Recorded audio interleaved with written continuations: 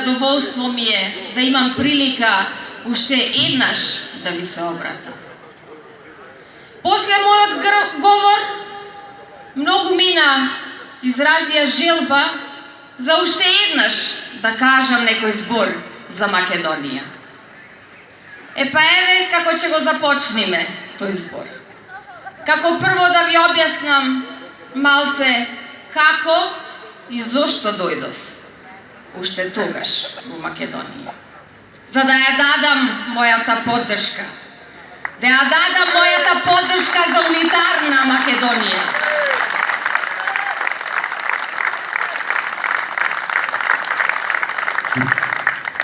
Па еве, пред едно месец и пол дена, беше кога за прв пат во медиумите се спомна за албанската платформа. Дотогаш закријана од Зоран Заев и неговите мисленици. Тогаш, уз муабет со мојот сопруг, падна зборот продажба на Македонија. Токму во тој момент, моето дете со жалосен и плашлив глас ме праша: мамо, кој и зошто сака да ми ја продаде Македонија? Таја е наша.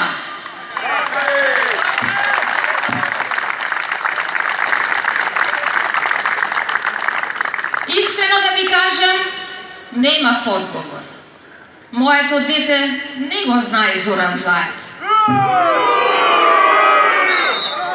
Ниту пак јас, како возрастна, го знаев Села или Рама.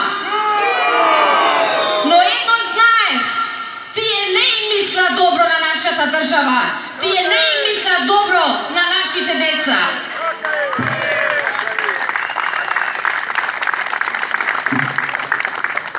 Патувајќи секој ден на работа со солзи во очите, ги слушав нашите македонски песни.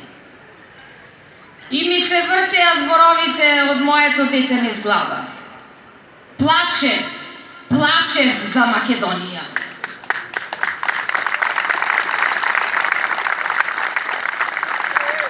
И се искажав на мојата мајка. Таа само кратко ми рече: ти, черко, знаеш каде ќе те води твојот пат. Оди, оди, кажи што ти лежи на душата и оди, одбрани ја Македонија.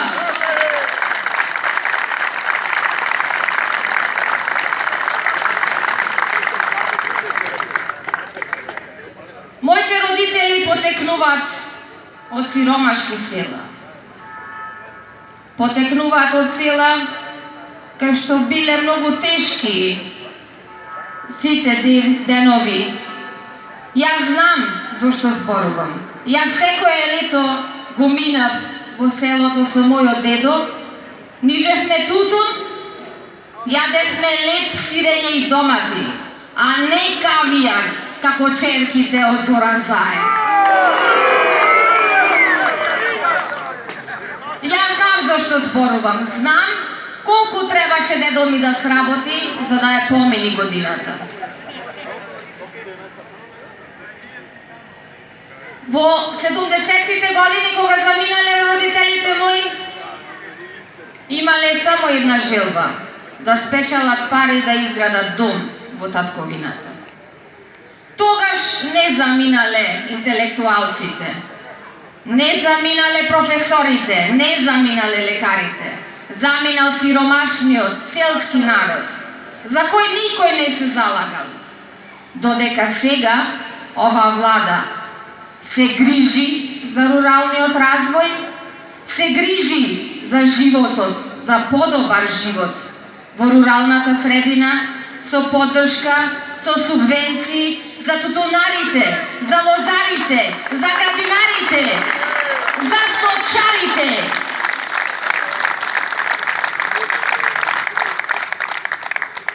Ве прашуваме те колкава е моќта и силата на еден општ работник. Макар и во странство, со странска плата. додека изградија куќи им помина младоста. А зарем сега ние, нивните наследници, треба да бидеме запишани во историјата на Македонија како генерација која дозволи да ни биде продадена нашата држава. Токму поради тоа што ја не се чувствувам дел од таа генерација, токму поради тоа заминав тогаш за Македонија.